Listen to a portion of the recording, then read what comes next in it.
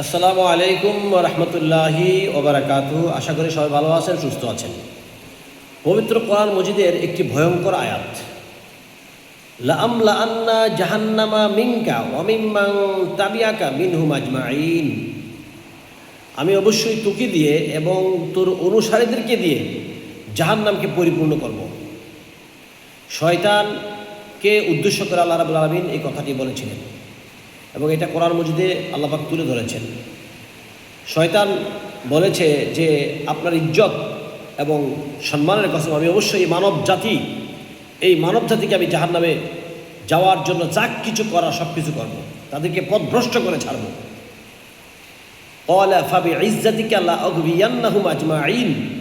এই মানব জাতির জন্য আমি পথভ্রষ্ট হয়েছি, আমি পদচ্যুত হয়েছি, আমাকে আসমান থেকে তাড়িয়ে দেওয়া হয়েছে, আমার সমস্ত সম্মান কেড়ে নেওয়া হয়েছে, অতএব আমি তাদেরকে ধ্বংস করে ছাড়ব।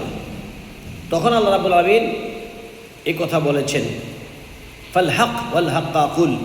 সত্য বলেছিস, তবে আমার পক্ষ থেকে একটা সত্য কথা শোন, যে আমি তোকে দিয়ে এবং তোর অনুসারীদেরকে দিয়ে জাহান্নামকে পরিপূর্ণ করব। এটা একটা ভয়ঙ্কর আয়াত সমগ্র মানব জাতির জন্য, কারণ শয়তানের অনুসারী বেশিরভাগ মানুষ, এবং তাদেরকে দিয়েই আল্লাহ পাক রব্বুল আলামিন জাহান্নামকে পরিপূর্ণ করার কথা বলেছেন। আল্লাহ রাব্বুল আলামিনের চাইতে সত্যবাদী আর কেউ নাই, তিনি কখনো মিথ্যা বলেন না। জাহান্নামকে পরিপূর্ণ করা হবে, এবং এটা হাদিসও আছে, রাসূল পাক সাল্লাল্লাহু আলাইহি ওয়াসাল্লাম বলেছেন যে জাহান্নাম পরিপূর্ণ হবে এবং হুঙ্কার দিবে আরও পাওয়ার জন্য, আরও খাওয়ার জন্য, আরও মানুষের জন্য। তখন আল্লাহ রাব্বুল আলামিন তার পবিত্র কদম মুবারক জাহান্নামের মুখে রাখবেন। তখন জাহান্নাম বলবে কত কত কত, যথেষ্ট হয়েছে, যথেষ্ট হয়েছে। এটা তখন সংকুচিত হয়ে যাবে এবং তখন সে তার যথেষ্ট হয়েছে এটা চিৎকার করে বলবে। জাহান্নামের তর্জন গর্জন খুবই ভয়াবহ। কোরআনে এসেছে তাকাদু তামাইয়াজু মিনাল গাইজ।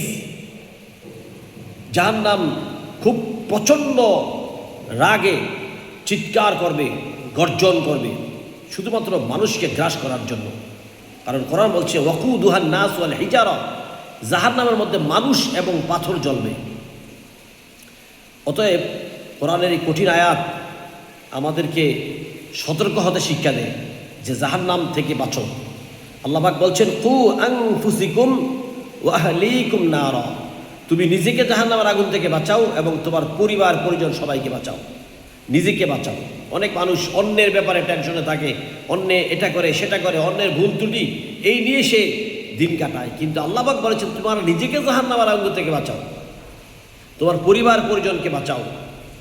ফিহা মালাইকাতুন গিলাজুন শিদাদ, সেখানে আছে নির্মম হৃদয়হীন কঠোর মনের অধিকারী ফেরেশতারা, যারা খুব কঠিনভাবে শাস্তি দিয়ে থাকে। অতএব কোরআনের কঠিন কথাগুলো থেকে আমরা শিক্ষা নিই। আসুন জাহান্নাম থেকে নিজেকে বাঁচাই, নিজের পরিবার পরিজনকে বাঁচাই।